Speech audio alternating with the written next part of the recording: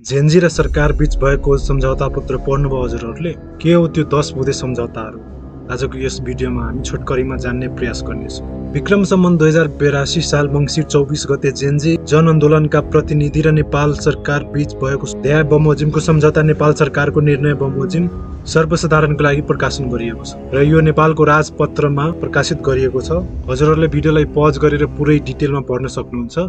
म अहिले point through मात्र जाँदैछु। प्रस्तावनामा यस्तो कुरा लेखिएको छ: देशमा व्यापक भ्रष्टाचार, कुशासन, दण्डहीनता, भेदभाव, बहिष्करण तथा आर्थिक सामाजिक असमानता र अन्याय जस्ता संरचनात्मक कारणहरूबाट सम्बोधन नहुँदा निराशाले जेन्जीको नेतृत्वमा सम्वत 2082 साल भाद्र 23 र 24 गते भएको राजनीतिक सामाजिक जनआन्दोलन निम्ति आएको वास्तविकतालाई स्वीकार गर्दै जनआन्दोलनका क्रममा भएका अपूरणीय मानवीय, सामाजिक, मानसिक, भौतिक, आर्थिक तथा अन्य सबै प्रकारका क्षतिप्रति दुःख व्यक्त गर्दै त्यो सबैलाई मध्यनजर गर्दै यस्तो 10 वटा बुँदा रहेको छ। 10 बुँदे सम्झौतामा पहिलो बुँदा रहेको छ: शहीद र घाइतेको त्याग तथा बलिदानलाई समान न्याय तथा अर्थपूर्ण स्मृतिकरण सहितको परिपूर्ण। भाद्र 23 र 24 गते जेन्जीको नेतृत्वमा भएको जनआन्दोलनको क्रममा तत्कालीन सरकारबाट भएको दमन र व्यापक हिंसाका घटनामा शहादत प्राप्त गर्नुभएका व्यक्तिलाई शहीद घोषणा गर्ने लगायत शहीद परिवारको माग र भावनाको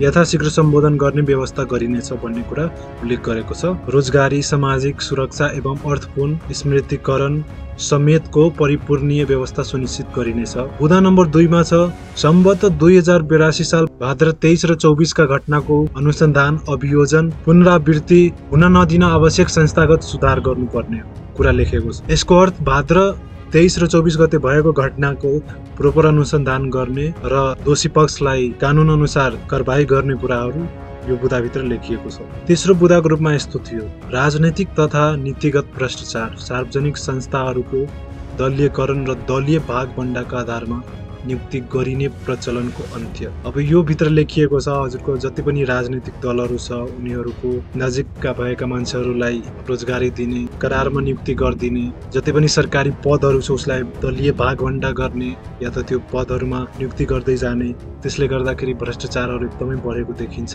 सो यसलाई अब न्यूनीकरण गर्ने र यो प्रचलनलाई अन्त्य गर्ने कुराहरू यो बुँदाभित्र पढ्न सक्नुहुन्छ हजुरहरूले। बुँदा नम्बर 4 यस्तो छ: स्वतन्त्र, निष्पक्ष, शान्तिपूर्ण र भयरहित निर्वाचनको सुनिश्चितता। जसरी यो अन्तरिम सरकारले फागुन 21 गते चुनाव तोकेको छ, यो चुनाव एकदमै शान्तिपूर्ण, निष्पक्ष र स्वतन्त्र रूपमा गरिने कुराहरू यो बुँदाभित्र हजुरहरूले पढ्न सक्नुहुन्छ। र यो चुनावको लागि एकदमै धेरै दलहरू दर्ता भइसकेको छ नेपालमा। सो पहिला के थियो, 3वटा बलियो पार्टी थियो, तीनटा मध्ये 2टा मिलेर गठबन्धन गरेर सरकार बनाउँथ्यो। तर यसपालि यति धेरै पार्टीहरू खुलिसकेको छ, यदि सबमा सिट बाँडफाँडा भयो, सिट थोरै थोरै जितेर ल्यायो भने सरकार बनाउन यसपालि एकदमै धेरै पार्टीको गठबन्धन गर्नुपर्ने देखिन्छ। सो यो कुरा पनि जेन्जीहरूले एकचोटि बुझ्नुपर्ने देखिन्छ। 5औं बुँदाको रूपमा रहेको छ नेपालको संविधानमा गर्नुपर्ने सुधार। अब जसरी जनताहरू जेन्जीहरूको आवाज के छ भन्दाखेरि जनताद्वारा निर्वाचित प्रधानमन्त्री हुनुपर्छ भन्ने माग एउटा थियो र भ्रष्टाचारको मुक्त गर्ने, देशमै रोजगारी सिर्जना गर्ने, कल कारखानाहरू सञ्चालन गर्ने, बन्द भएका कल कारखानाहरूलाई फेरि सञ्चालनमा ल्याउने, यी कुराहरू अब संविधानमा जे जहाँ जहाँ लुप होलहरू छ त्यसलाई सुधार्ने कुराहरू यो बुँदामा हजुरहरूले पढ्न सक्नुहुन्छ। बुँदा नम्बर 6 यस प्रकार छ: पूर्ण समानुपातिक समावेशिता र सहभागितामूलक प्रतिनिधित्व। यो सम्झौता बमोजिम बन्ने संयन्त्रहरू यथाशक्य समावेशिता सुनिश्चित गरिनेछ। राज्यका संयन्त्रहरूमा अधिकतम परिपूर्णीय, अधिकारपूर्ण र अर्थपूर्ण प्रतिनिधित्वका सिद्धान्तका आधारमा महिला, दलित, आदिवासी, जनजाति, मधेसी, थारू, पछाडि परिएका वर्गहरू, अल्पसंख्यक, सीमान्तकृत, अपाङ्गता भएका व्यक्ति, लैङ्गिक तथा यौन रूपमा विविध पहिचान गर्ने समुदाय, किसान, श्रमिक, उत्पीडित वा पछाडि परिएका क्षेत्रका नागरिक तथा आर्थिक रूपमा विपन्न, खस, आर्य लगायतको प्रतिनिधित्व सुनिश्चित गर्न यस सम्झौता बमोजिम गठन हुने जेन्जी परिषदले सल्लाहकारको भूमिका निर्वाह गर्नेछ भन्ने कुरा यो बुँदामा हजुरहरूले पढ्न सक्नुहुन्छ। 7औं बुँदाको रूपमा रहेको छ पारदर्शिता। पारदर्शी र जवाबदेही सरकारको अवधारणा अनुरूप सरकारले आफ्ना काम कारबाही, निर्णय तथा खर्चमा पारदर्शिता सुनिश्चित गर्नका लागि विधि, प्रक्रिया, कानुन, प्रविधि तथा संयन्त्रहरूलाई आवश्यक रूपमा प्रयोग गर्ने, सुधार गर्ने यसमा लेखिएको छ। बुँदा नम्बर 8 मा अभिव्यक्ति स्वतन्त्रता र डिजिटल स्वतन्त्रताको कुरा गरिएको छ, जहाँ इन्टरनेट, डिजिटल माध्यममा अभिव्यक्ति, सूचना प्रवाह र संवादमा कुनै किसिमको स्वैच्छिक, गैरकानूनी नियमन, निषेध वा पूर्वग्राही सेन्सरसिप हुन नदिन आवश्यक कानुनी, भौतिक र प्राविधिक पूर्वाधार व्यवस्था गरिनेछ भन्ने कुराहरू लेखिएको छ। बुँदा नम्बर 9 मा छ जेन्जी परिषदको गठन। अब जेन्जीहरूको पनि छुट्टै परिषद हुने कुराहरू यसमा छ। जेन्जी आन्दोलनको मर्म र भावना अनुसार शासन व्यवस्था सञ्चालनमा सरकारले योगदान गर्न, खबरदारी गर्न, सुशासन, दिगो विकास तथा समृद्धिका लागि नेपाल सरकारलाई सल्लाह, सुझाव र सहयोग प्रदान गर्नका लागि जेन्जी परिषद गठन गर्ने भन्ने कुरा यो बुँदामा लेखिएको छ।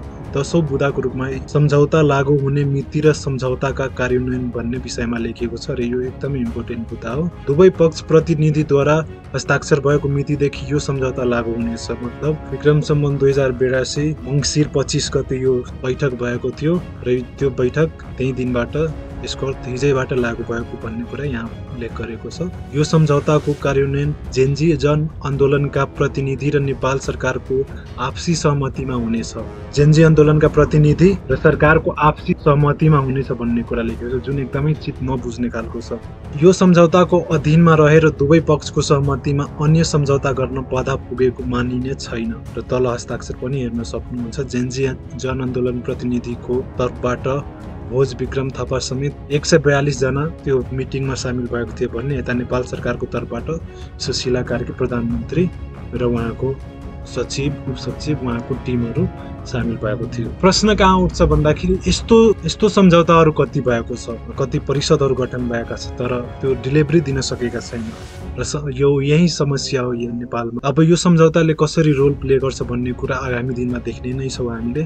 तर यो सम्झौताबाट पनि धेरै जेन्जीहरू खुसी चाहिँ छैन, किनभने जेन्जीका कति धेरै ग्रुप छ, कुन ग्रुपका जेन्जी गए, कसको समावेशितामा उपस्थितिमा यस्तो कुराहरू भयो भन्ने कुरा यहाँ हजुरले मजाले हेर्न सक्नुहुन्छ यो भिडियोमा पनि र यहाँ हस्ताक्षर पनि गरिएको छ। यो सम्झौता हजुरहरूलाई कस्तो लाग्यो? फागुन 21 गते जुन चुनावको मिति तोकिएको छ त्यो मितिमै निर्वाचन हुन्छ कि हुँदैन, यो पनि एकदमै ठुलो क्वेसन छ।